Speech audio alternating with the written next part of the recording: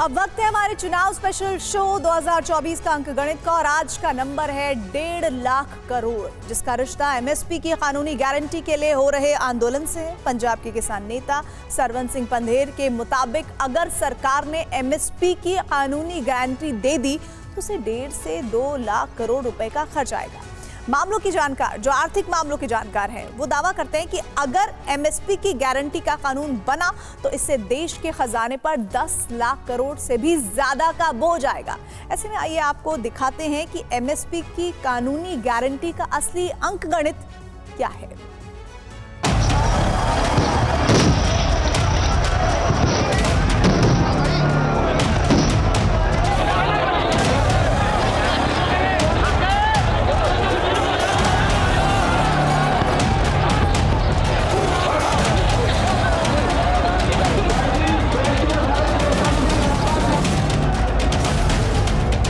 हमारी मांगे मान लेनी चाहिए।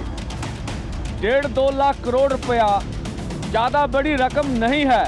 इसके ऊपर 60% किसान निर्भर कर रहे हैं।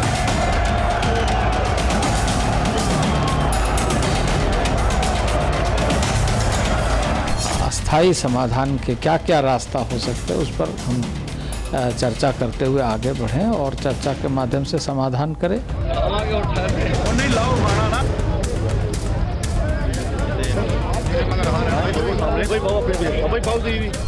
किसान 300 किलोमीटर दूरी पर आंदोलन कर रहा है।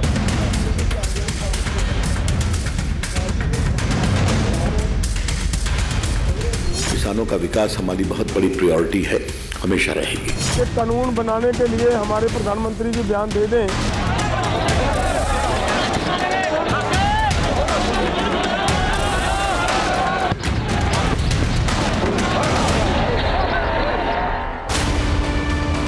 एक तरफ हरियाणा के अंबाला और पंजाब के पटियाला जिले के बीच शंभू बॉर्डर, तो दूसरी तरफ हरियाणा के जिंद और पंजाब के संगरूर जिले के बीच खनौरी बॉर्डर को लांघकर पंजाब के किसान दिल्ली कूच करने पर आमादा हैं। तो हरियाणा पुलिस भी उन्हें किसी कीमत पर सड़क पर बनाई फौरी दीवार को न लांघने देने पर अड़ी हुई है। आलम ये कि शंभू बॉर्डर और खनौरी बॉर्डर के आसमान में आंसू गैस के धुएं तैर रहे हैं। आंदोलनकारी किसान पुलिस पर आंसू गैस के गोले दागने के आरोप लगा रहे हैं, तो हरियाणा पुलिस ने प्रदर्शनकारियों पर लाठी, पत्थर और गणासे से हमले का आरोप लगाया है। इस हमले में कई पुलिस वालों के गंभीर रूप से घायल होने की खबर है। किसान आंदोलन के दौरान आज प्रदर्शनकारियों द्वारा दाता सिंह खनौरी बॉर्डर पर पुलिस कर्मियों को घेरकर पुलिस नाके के आसपास भारी मात्रा में पराली में मिर्च पाउडर डालकर आग लगा दी गई और पुलिस कर्मियों पर प्रदर्शनकारियों द्वारा भारी पथराव तथा लाठी गंडासे से भी हमला किया गया।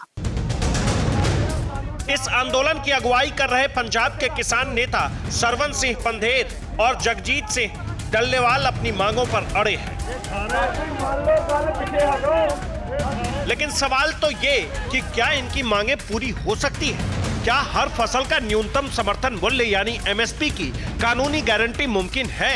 अगर ऐसा हुआ तो इससे सरकारी खजाने पर कितना बोझ पड़ेगा? फिलहाल आप किसान नेता सरवन सिंह पंधेर का एमएसपी की कानूनी गारंटी का अंकगणित सुनिए। हमारी मांगे मान लेनी चाहिए। 1.5-2 लाख करोड़ रुपया ज़्यादा बड़ी रकम नहीं है। इसके ऊपर 60% किसान निर्भर कर रहे हैं। खेत मजदूर जोड़ लें तो देश की 80% आबादी बनती है।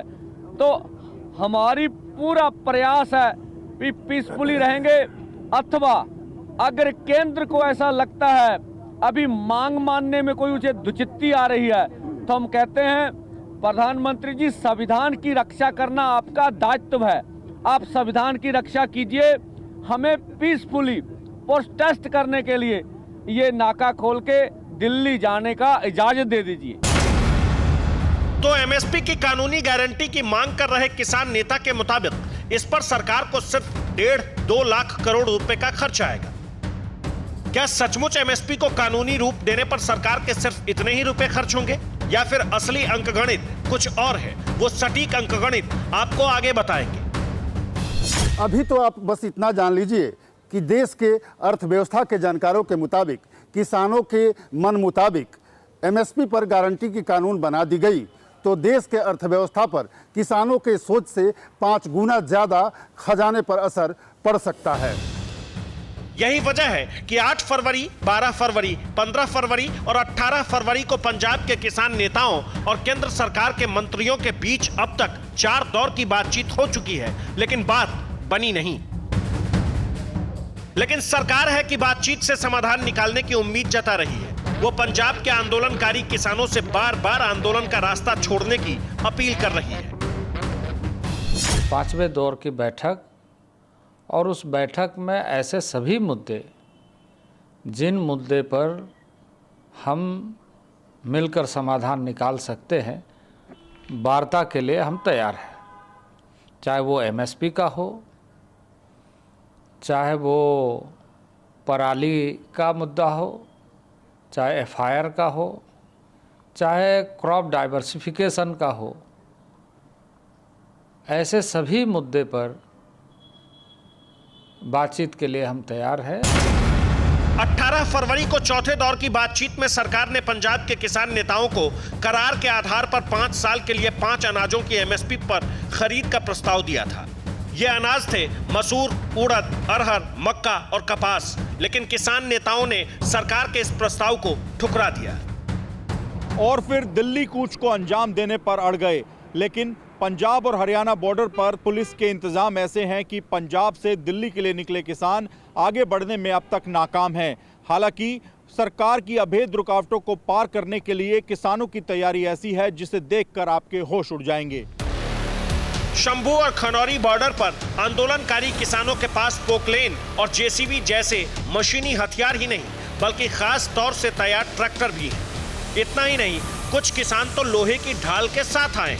ऐसे में पंजाब के किसानों की मशीनों का जवाब देने के लिए हरियाणा पुलिस ने भी तैयारी पुख्ता की है। इस वक्त हम मौजूद है शंभू बॉर्डर पर। हमने आपको दिखाया है कि हरियाणा की बैरिकेडिंग को तोड़ने के लिए किसानों ने जेसीबी मशीन मंगाई है, पोपलेन मशीनें मंगाई है, हाइड्रोला मंगाए हैं। अब इसको रोकने के लिए हरियाणा की तरफ क्या तैयारी, तो वो भी हम आपको दिखाते हैं। सामने देखेंगे तो यहाँ पर भी मशीनें लगाई गई हैं। दोनों तरफ आप देखेंगे, पुल की साइड में, आने जाने की साइड में, तो वहाँ पर भी आपको विशालकाय मशीनें नजर आएंगी। यानी कि अगर किसानों ने इस बैरिकेडिंग को तोड़ने के लिए मशीनें मंगाई हैं, तो दूसरी तरफ हरियाणा सरकार प्रशासन की तरफ से भी इसी तरीके की मशीनों का इस्तेमाल किया जा सकता है। और फिलहाल इसका इस्तेमाल किया जा रहा है बैरिकेडिंग को तगड़ा करने के लिए। देखिए, दोनों तरफ बैरिकेडिंग है, उसके बीच में कंक्रीट भरा जा रहा है, मिट्टी भरी जा रही है, ताकि जिस तरीके से किसान आमादा है इस चीज़ को लेकर कि वो आगे बढ़ेंगे, उनको रोका जा सके।